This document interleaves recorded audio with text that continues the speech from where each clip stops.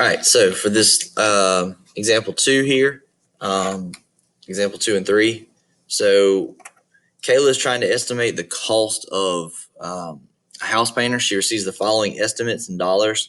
What we want to do is, again, we want to figure out, she takes the mean of that data set and estimates the cost of a house painter to be $1,610.73. Is her estimate accurate? So how do we decide if that's the best estimate? Well, we can check her math and see if she did her mean right, but I'll guarantee you she did, because that's not what this question is really asking you. What it's really asking you is, did she actually pick a reasonable number based on those estimates she received? In other words, is there an outlier that's affecting her data? If you look through that data set, I'm sure most of you probably locked eyes on what you think is the outlier very quickly. I know I did. My eye was immediately drawn to that number, which is really, really large compared to the rest of the data. Now, what I want to do is go through and actually calculate the outlier using the same method we used on example 1 and see if it is indeed an outlier, and if so, by how much. Because sometimes it won't be an outlier by as much as you think it is. Because what other thing we should notice about this data is it is indeed very spread out. We're not dealing with minute decimal differences like we were with the pencil problem. Okay, so you might be a little surprised at just how close it is. So I've already plugged in my data. We're going to find the same things as before. I want my minimum, I want my maximum, I want my Q1, Q2, which is your median, same thing, and then Q3. And then from there, I'll calculate my IQR and draw my box and whisker plot, and then compare all that to the actual mean that she found. So second data, and you'll be able to check her math on the mean as well, because it's right there. Okay, so 16, 10, 73, she was fine with that.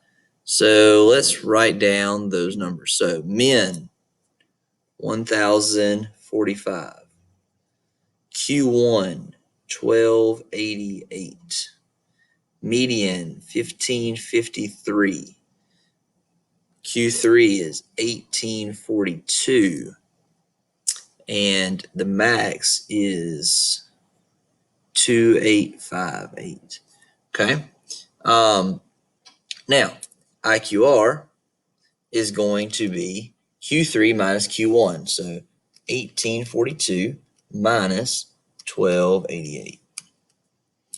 So we have an IQR of 554. All right. So the first thing I'm going to do now is I'm going to go ahead and draw my box and whisker plot and get that out of the way. So we're going to draw our number line. And what should we count by? We go all the way from 1,000 to almost 3,000. So let's count by hundreds. We'll start at 1,000. So let's do 200s. 1,200, 1,400, 1,600, 1,800, 2,000, 2,200, 2,400. That was a good idea. 2,600, 2,800, and 3,000.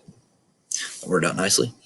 All right, so let's plot the points we have. So the min is 1,045. So 1,100 would be halfway, and it's about half of that.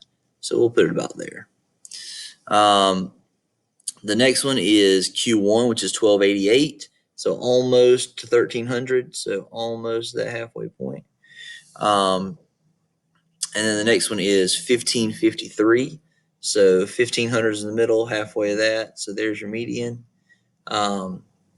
If you want to go ahead and draw that half of the box so that you don't get confused, you can. All right, the next half of the box is going out to 1842. So just past 18, about the halfway mark to the next one. There's that. And then the last one is, of course, at 2858. So all the way up there. So again, you should see we have this gigantic tail here on that final 25%. So I'm guessing that is indeed probably an outlier, or maybe it's not, and maybe there's a bunch of numbers in this window that's really spread out. But if we did throw out that number up there, the 28, the next biggest number we had was what, 1844? So you go all the way back to here, right? You go all the way back to there, basically, just beyond our 1842 mark, which was here. So again, keep that in mind. That should really give you a hint that if we were to go from the final bar here to a final bar way out here, that's a giant gap with no numbers. Okay, so an outlier can really affect your box and whisker plot the way it looks too, but what it doesn't really affect is the middle 50%. Okay, so to actually calculate it, Q1 minus 1.5 times IQR. We're looking for any numbers below this. So below and then above Q3 plus 1.5 IQR.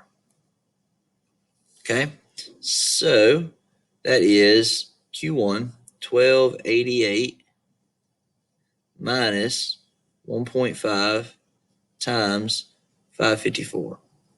And then the other one is Q3 1842 plus 1.5 times 554. All right, so we calculate those.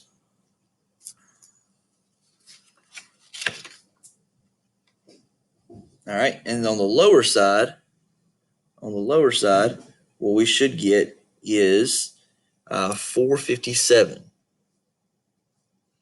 Okay, so if there were any numbers lower than 457, they would be outliers. So we have none, because 457, nothing fell below that. All right, on the upper side of things, we should get that anything greater than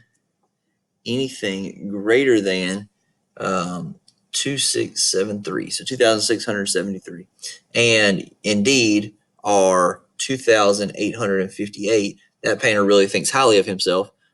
He's going to charge an arm and leg. That is indeed an outlier. So 2858 is an outlier, which means her more accurate estimate value would be $1,553. So she should save, an extra 70, 80 bucks there, 60 bucks, just by throwing out that outlier.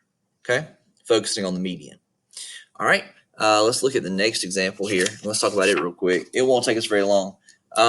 It says the National Basketball Association has strict regulations about the dimensions of basketballs used during games. The circumference of basketball must be between those measurements.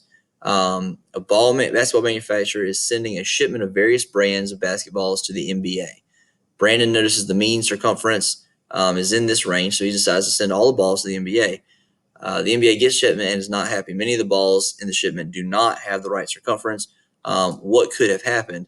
How could the mean circumference be in this range, but many of the individual balls have wrong circumferences? So the idea here is that he has outliers.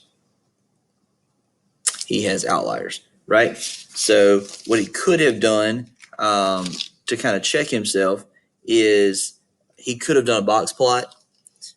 He could have found information about the median. So compare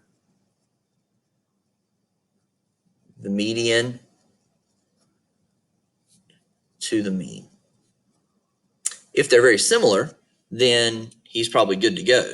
If they're not very similar, then he probably has some basketballs in that grouping that don't meet the regulation. They're outliers and they need to be thrown out. So he should, not send all of the balls if that's the case.